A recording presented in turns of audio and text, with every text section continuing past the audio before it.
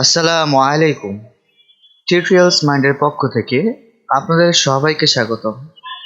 আপনারা আমার সাথে শিখছেন অ্যাডোবি ইলাস্ট্রেটর। সেই ধারাবাহিকতায় আজকে আমরা ক্লাস 2 এর অ্যাডোবি ইলাস্ট্রেটরের আর্টবোর্ড সম্পর্কে জানব, একদম সম্পূর্ণ বাংলায়। তো চলেন শুরু করা যাক।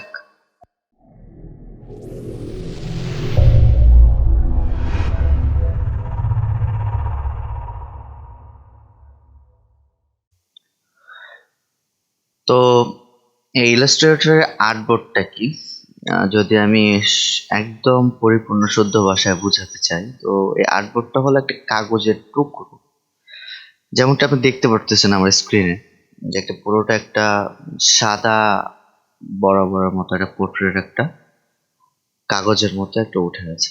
তো এই কাগজের টুকরোটাই মূলত আর্টবোর্ড। এটা কিভাবে তৈরি করা হয় এটা বলবো, আর বলবো যে এটার কাজটা কি বা কেন ইউজ করা হয়। প্রথমত, এটা তৈরি করতে হলে এটা দুইভাবে তৈরি করা যায়। যদি একদম আপনি শুরু থেকে তৈরি করতে চান, তো অবশ্যই আপনার জন্য একটা প্রজেক্ট খুলতে হবে। দেন ওইখানে আর্টবোর্ড পাওয়া যায়। কিভাবে আমি দেখাচ্ছি, যেমন ফাইল মেনুতে গিয়ে নিউ দিলেন, তারপর এই যে একটা অপশন আছে নেম নাম্বার অফ আর্টবোর্ডস, এই আর্টবোর্ডসটাই কিন্তু পুরোটা পেজের টুকরো। তো শুরুতেই ইলাস্ট্রেটর এই পপ আপ মেনুতে বলে দেয় যে আপনি আপনার এই নতুন প্রজেক্টে কয়টা আর্টবোর্ড চান। যদি আমি 2টা দিই তাহলে 2টা আর্টবোর্ড আসবে, যদি আমি 3টা দিই তাহলে 3টা আর্টবোর্ড আসবে। এছাড়াও এখানে আরো অপশন আছে স্পেসিং, মানে আর্টবোর্ডের 2টা আর্টবোর্ডের মাঝামাঝি কতটুকু স্পেস হবে, যে প্রজেক্টটা হবে, প্রজেক্ট বা এই আর্টবোর্ডের সাইজটা কতটুকু হবে। আর এগুলো হলো ম্যানুয়ালি হাইট দিতে পারবেন। এছাড়া ব্লিড, এগুলো অন্য অপশন, এগুলো যখন আমি প্রজেক্ট করব তখন ওখানে বুঝিয়ে দিব। এছাড়া এখানে আপনি ল্যান্ডস্কেপ কিনা বা পোর্ট্রেট কিনা এখান থেকে আপনি সিলেক্ট করতে পারবেন। তো আপাতত আমি একটাই নিয়ে রাখতেছি আর্টবোর্ড, তো যার কারণে আমি এটা স্টার্ট করলাম। দেখুন চলে আসলো যে আমাদের একটা আর্টবোর্ড, বা যদি সম্পূর্ণ বাংলা ভাষায় বুঝে তাহলে একটা কাগজের টুকরো। এটা এইভাবে তৈরি করা যায়। এছাড়া যদি আপনি নিজস্ব আরো আপনার দরকার পড়ে, সেক্ষেত্রে এই যে একটা অপশন আছে টুলবার অপশন থেকে, নাম হলো আর্টবোর্ড টুল, যেটার শর্টকাট কি হলো Shift+O। সিলেক্ট করে আপনি তার পাশেই ড্রাগ করে যতটুকু আপনার দরকার আপাতত একটা নিয়ে নিতে পারবেন। এছাড়া এটা মুভ করা যায়, ডানে বামে যেখানে দরকার মুভ করতে পারবেন।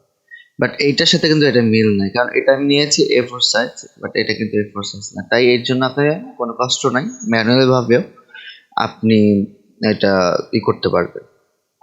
এখানে প্রিসেট আছে, আপনি চাইলে A4 নিতে পারবেন, B4 নিতে পারবেন। তো আমার এই আগের আর্টবোর্ডটা ছিল A4 এ, সো আমি এটাও A4 এ নিয়ে নিলাম। এটা ছিল প্রিসেট অপশন, এখান থেকে আপনি এটা ইউজ করতে পারবেন। এছাড়াও এখানে ওই যেটা দেখিয়েছিলাম ল্যান্ডস্কেপ প্রোটেক্ট, আপনি যদি ল্যান্ডস্কেপ ক্লিক করেন তাহলে আপনার ল্যান্ডস্কেপ হয়ে যাবে, আবার যখন প্রোটেক্ট ক্লিক করবেন তখন আর প্রোটেক্ট হয়ে যাবে।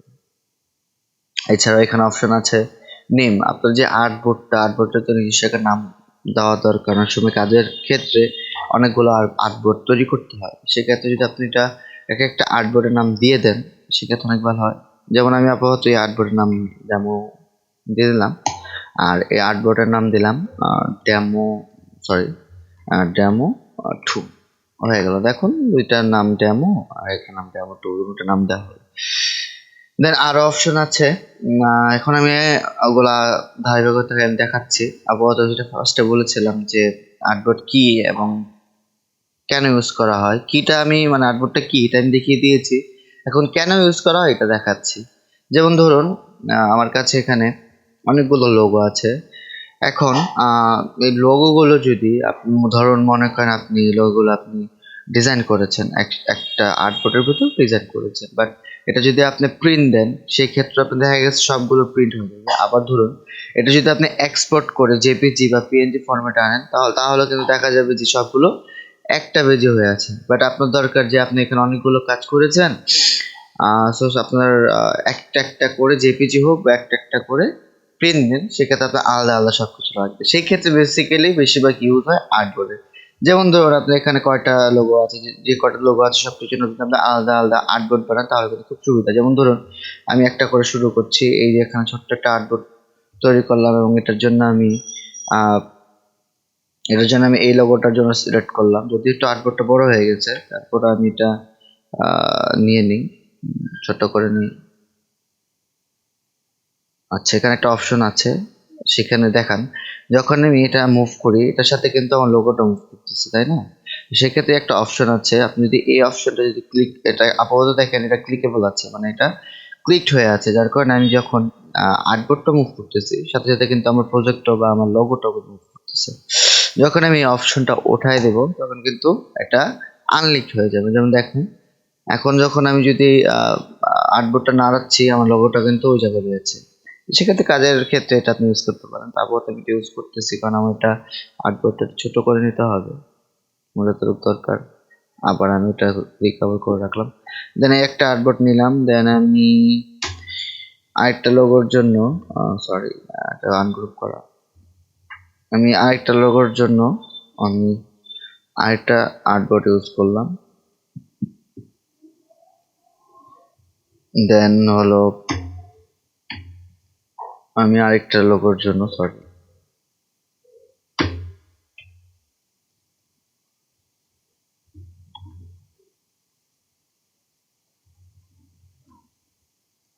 আরেকটা আর্টবোর্ড ইউজ করলাম।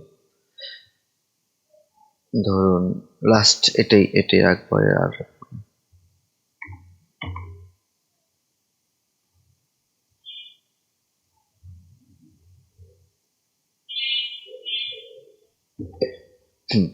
আমি কিন্তু সবগুলো আর্টবোর্ড নিয়ে নিয়েছি, আমার এই আর্টবোর্ডটা দরকার নেই। এখন যখন আপনাদের ধরুন অনেক কিছু আর্টবোর্ড তৈরি করে ফেলেছেন, সেক্ষেত্রে এখন আর্টবোর্ড ডিলিট করতে হবে, এটা তো দরকার কাজের জন্য, তাই না? তো সেই ক্ষেত্রে আপনারা আর্টবোর্ড যদি ডিলিট করতে চান সেক্ষেত্রে সেম কাজ, এখানে আসবেন, টুলবার থেকে আর্টবোর্ড টুলটা সিলেক্ট করে নেবেন। দেন এটা যদি আপনাদের দরকার না হয়, এখানে একটা অপশন আছে, এখান থেকে ডিলিট করলেই আর্টবোর্ড চলে যাবে। বা আমি যদি কন্ট্রোল জেড দিই, কিবোর্ড থেকে যদি আপনি ডিলিট প্রেস করেন তখনও কিন্তু আর্টবোর্ডটা চলে যাবে। এখন দেখুন আমাদের সবগুলো আর্টবোর্ড কিন্তু তৈরি হয়ে গেছে, এক একটা লোগোর জন্য এক একটা আর্টবোর্ড। এগুলো যদি আমি অ্যারেঞ্জ করি, এগুলো অ্যারেঞ্জ হয়ে গেল।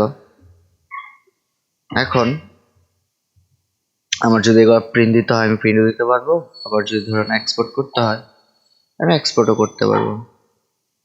ধরুন আমি এখানে একটা ফোল্ডার তৈরি করলাম ডেস্কটপে, ফোল্ডারের ভিতরে যেহেতু আমার ধরুন আমি পিএনজি নিলাম, আর্টবোর্ড ইউজ, দেখুন আমি এখানে কয়টা আর্টবোর্ড নিয়েছি, 4টা। এখানে কিন্তু 4টা আর্টবোর্ড তৈরি হয়ে গেছে। এখন যদি এখানে রেঞ্জ 1 থেকে 4 দিয়ে আমার কিচ্ছু করতে হবে না, সব কিছু অটোমেটিকলি হয়ে যাবে। আমি জাস্ট এক্সপোর্ট করে দিই। এখানে আপনার অপশন আসবে ট্রান্সপারেন্ট, যদি আপনি ব্যাকগ্রাউন্ড না রাখতে চান, আপাতত এটা যেতে থাকে, এটা আমরা সামনে শিখবো ইনশাআল্লাহ। ওকে দিলাম, ডেস্কটপে যাই, নিউ ফোল্ডারে দেখুন সবগুলো কিন্তু আলাদা আলাদাভাবে একদম সুন্দর মতো আলাদা আলাদাভাবে হয়ে গেছে। আমরা কিন্তু এই কারণেই এই আর্টবোর্ডটা ইউজ করি। তো কি কারণে আর্টবোর্ড ইউজ করা হয় সেটা আপনারা হয়তো বা বুঝে গিয়েছেন। এছাড়া আমি বলেছিলাম উপরে অপশনগুলো, আমি যেগুলো সেগুলো দেখাবো ইনশাল্লাহ। তো সেক্ষেত্রে দেখুন এখানে একটা অপশন আছে, এখানে এক্স ওয়াই। হ্যাঁ, এক্স ওয়াই কি, এটা হলো মুভ, মুভ করতে পারবেন আপনি। যেমন ধরুন আপনি মাউস দিয়ে এভাবে ডানে বামে মুভ করতে পারতেছেন, ওইভাবে কিন্তু এখানে আপনি নির্দিষ্টটা পরিমাণের পার্সেন্টেজ আপনি কিন্তু এখানে মুভ করতে পারবেন। যেমন ধরুন এখানে 206 আছে, যদি 300 দিন, দেখুন একটু ডানে মুভ করলো। আবার যদি আমি এক্স মানে কি ডানে বামে এক কথায়, আর ওয়াই মানে কি ওপরে নিচে। হ্যাঁ, যেমন ধরুন আমি 800 দিলাম, দেখবেন এটা উপরে উঠে যাবে, নিচে চলে গেল। ঠিক আছে, তো এটার কাজ হলো এটা। আবার ধরুন এখানে কি আছে, ডাব্লু অ্যান্ড কি আছে এইচ।